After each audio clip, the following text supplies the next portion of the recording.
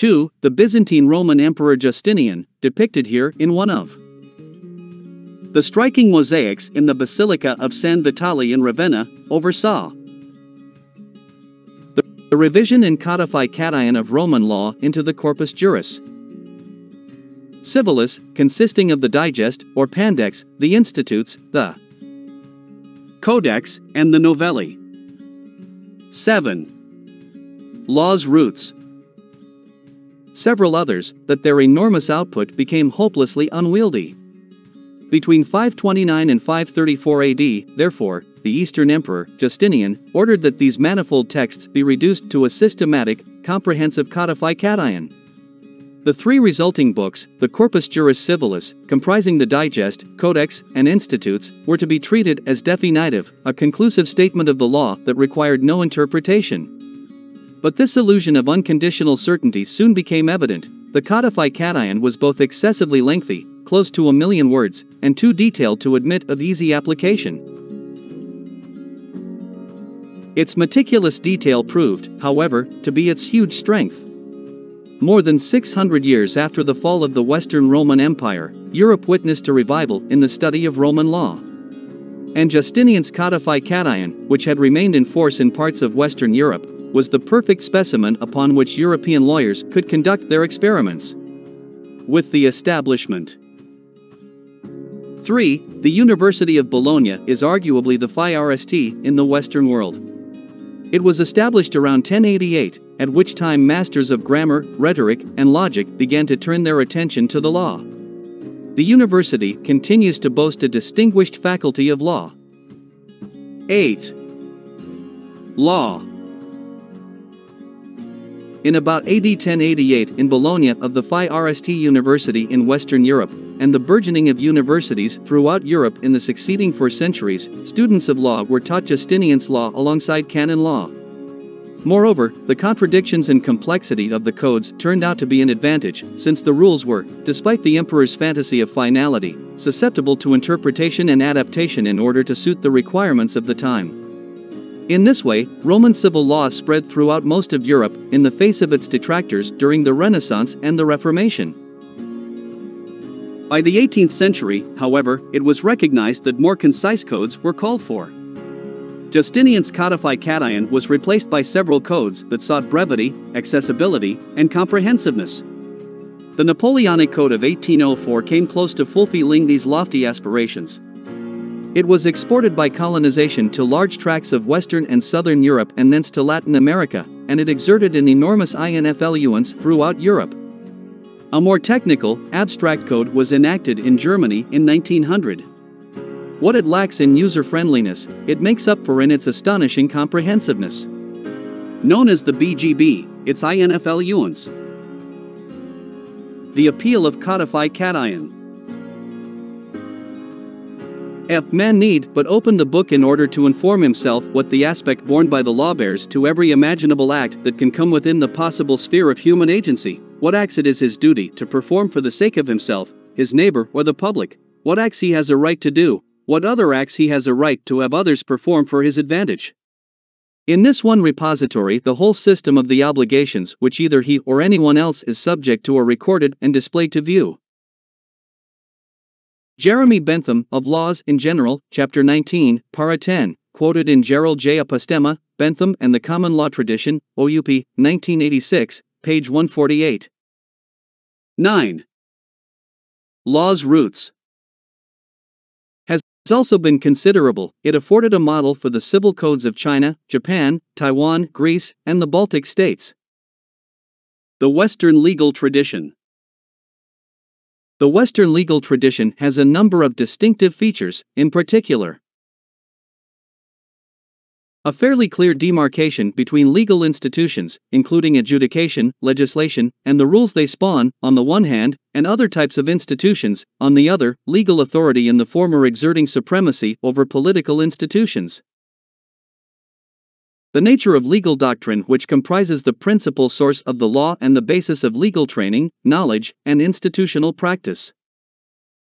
The concept of law as a coherent, organic body of rules and principles with its own internal logic. the existence and specialized training of lawyers and other legal personnel. While some of these characteristics may occur in other legal traditions, they differ in respect of both the importance they accord to and their attitude towards the precise role of law in society.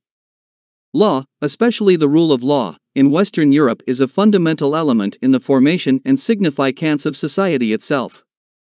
This veneration of law and the legal process shapes also the exercise of government, domestically and internationally, by contemporary Western democracies. The ideal of the rule of law is most closely associated with the English constitutional scholar Albert Venn Dicey, who in his celebrated work An Introduction to the Study of the Law of the Constitution, published in 1885, expounded the fundamental precepts of the unwritten British Constitution, and especially 10. Law. The antique charm of the common law. Hat the continental lawyer sees as being a single problem and solves with a single institution is seen by the common lawyer as being a bundle of more specified C problems which he solves with a plurality of legal institutions, most of them of ancient pedigree. One should be frank enough to say, however, that though the English system has a certain antiquarian charm about it, it is so extremely complex and difficult to understand that no one else would dream of adopting it. K. Zweigert and H. Katz, An Introduction to Comparative Law, 3rd in, OUP, 1998, page 37. The concept of the rule of law which, in his view, consisted of the following three principles. The absolute supremacy or predominance of regular law as opposed to the influence of arbitrary power. Equality before the law or the equal subjection of all classes to the ordinary law of the land administered by the ordinary courts. The law of the Constitution is a consequence of the rights of individuals as defined and enforced by the courts. Civil law and common law. The system of codified law that obtains in most of Europe, South America, and elsewhere, see Figure 4, is known as civil law, in contrast to the common law system that applies in England, former British colonies, the United States, and most of Canada. Civil law is frequently divided into four groups. First is French civil law, which obtains also in Belgium and Luxembourg, the Canadian province of Quebec, Italy, Spain, and their former. 11. Law's roots. Colonies, including those in Africa and South America. Second, German civil law, which is, in large part, applied in Austria, Switzerland, Portugal, Greece, Turkey, Japan, South Korea, and Taiwan. Third, Scandinavian civil law exists in Sweden, Denmark, Norway, and Iceland. Finally, Chinese, or China, law combines elements of civil law and socialist law. This is by no means an airtight classification. For example, Italian, Portuguese, and Brazilian law have, over the last century, moved closer to German law as their civil codes increasingly adopted key elements of the German civil code. The Russian civil code is partly a translation of the Dutch code. Though the two traditions, common law and civil law, have, over the last century, grown closer, there are at least 5 significant differences between the two systems. First, the common law is essentially unwritten, non-textual law that was fashioned by medieval lawyers and the judges of the royal courts before whom they submitted their arguments. Indeed, it may be that this entrenched oral tradition, supported by a strong monarchy, developed by experts before the revival in the study of Roman law, explains why that system was never received in England. Codification has been resisted by generations of common lawyers, though this hostility has been weaker in the United States, where since its establishment in 1923, the American Law Institute, a group of lawyers, judges, and legal scholars, has published a number of restatements of the law, including those on contract, property, agency, torts, and trusts, to address uncertainty in the law through a restatement of basic legal subjects that would tell judges and lawyers what the law was. They seek to clarify rather than codify the law. Their standing as secondary authority is demonstrated by their widespread, though not always consistent, acceptance by American courts. More significant is the Uniform Commercial Code, UCC, which establishes consistent rules in respect of a number of key commercial transactions that apply.